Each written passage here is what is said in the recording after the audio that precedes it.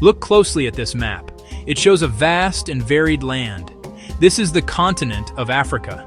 Its shape is familiar to us all, a great landmass cradled by two immense oceans. It is a place of immense scale and ancient origins. For millions of years, its landscapes have been shaped by sun, wind, water. Here, we find the world's largest hot desert, the Sahara stretching across the north like a sea of sand. To the south lie dense, humid rainforests, teeming with life in countless forms. Our journey begins in the northeast corner of the map. Here, a single mighty river flows northward through the desert. This is the Nile. For thousands of years, this river has been the lifeblood of the region.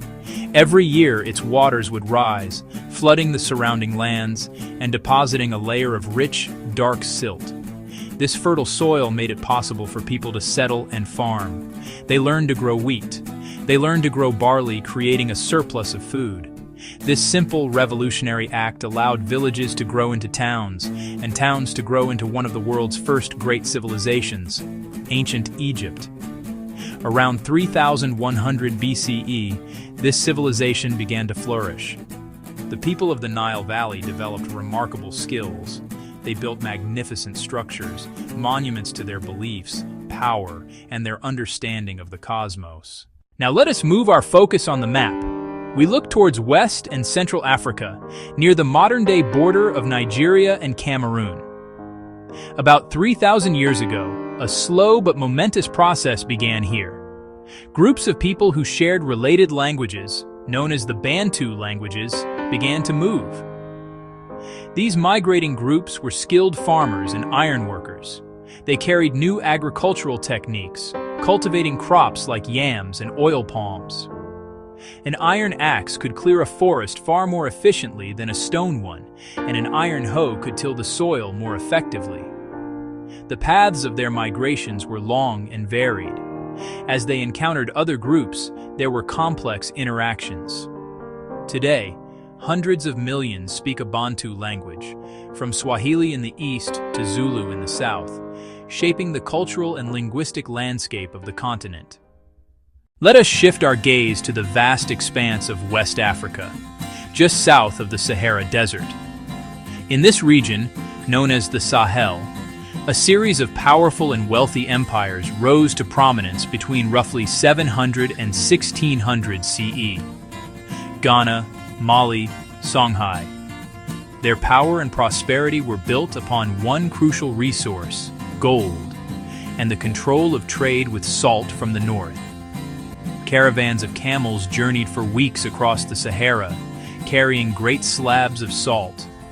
They traveled to bustling market cities like Timbuktu and Gao, where salt was traded for gold, ivory, and other goods. Taxes on trade enriched rulers, building armies, supporting artisans, and constructing impressive cities.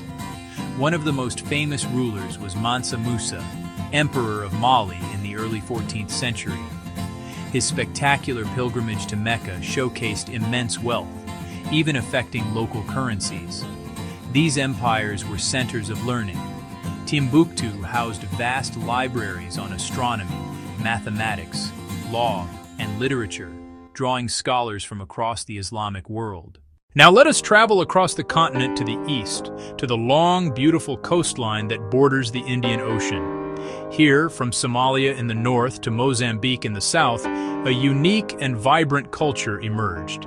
This is the Swahili coast.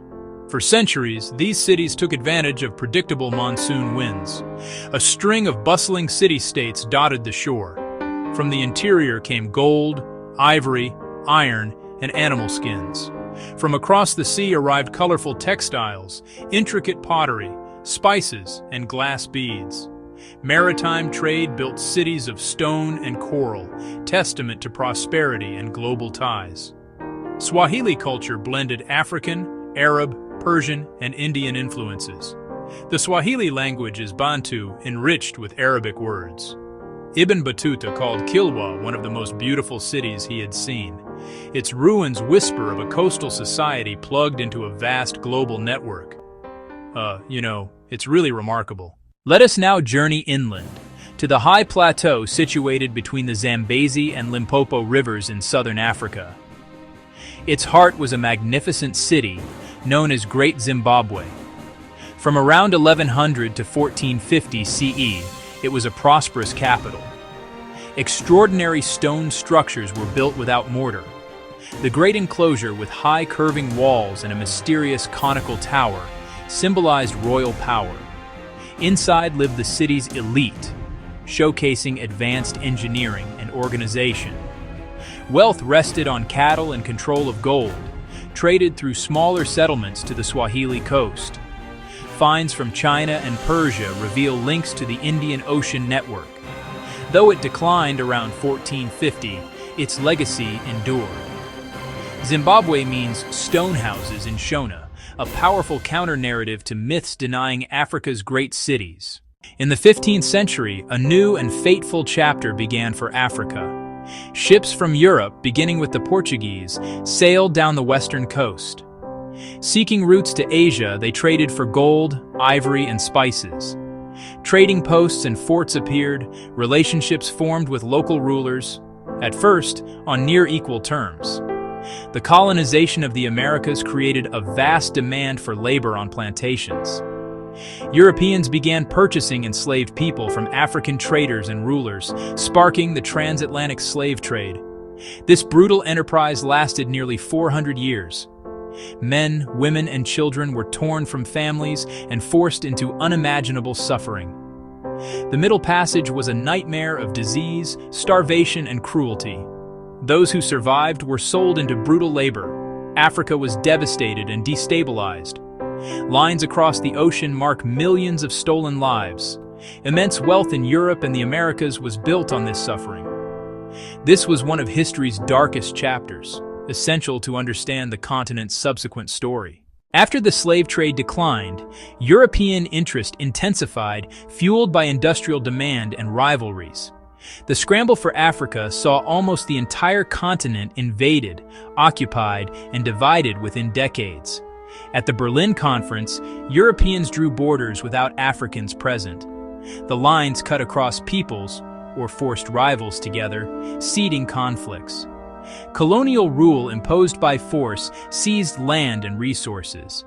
Infrastructure like railways and ports served extraction, not local needs. Traditional governance was sidelined. European languages and customs imposed. Yet resistance never ceased, from armed uprisings to political associations and trade unions. After the Second World War, self-determination gained momentum. Charismatic leaders rallied nations. Africans demanded freedom. Starting with Ghana in 1957, independence swept the continent. By the late 1960s, most were free, yet arbitrary borders and economic dependencies posed immense challenges. Today, the map of Africa shows 54 independent countries, each with its own identity, challenges, and opportunities. The journey since independence has been complex, often shaped by colonial legacies and global pressures. Across the continent, growth and innovation are reshaping cities. A young, dynamic, increasingly educated generation is driving change. Mobile technology is transforming banking and healthcare. Africa's cultural influence, music, film, writing, fashion, reverberates worldwide. African-led solutions, from renewable energy to grassroots democracy, are taking root. This is a continent of possibility, its future in its people's hands. From the Pharaohs on the Nile to today's entrepreneurs, Africa's story is one of endurance, creativity, connection, and self-determination.